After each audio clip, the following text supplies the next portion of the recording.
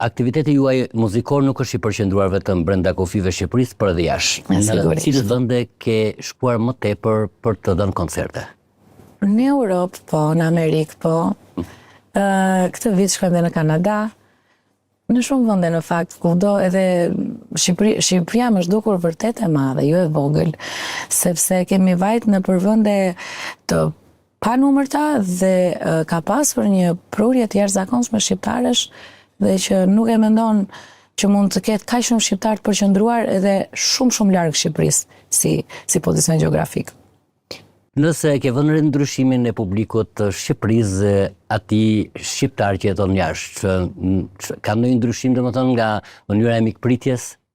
Po shqiptarët që janë jashtë Shqipërisë janë pak më të përmalluar për ne që vim nga këtu, për muzikën, muzika është një pjesë e shërimit të shpirtit të tyre, sepse gjejnë veten nëpër këngë malli, nëpër këngë kurbeti, këngë dashurie, këngë për familjen, dhe e shijojnë pak më shumë. Jo se ne këtu e shijojnë pak më pak, por ndoshta ata e vlerësojnë pak më shumë.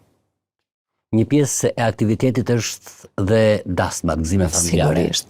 Nëse ke martuar, kanë krijuar shumë me zërin tuaj, me prezencën tuaj. Pafund. Si e ndjerë në prezencë çifteve që janë martuar?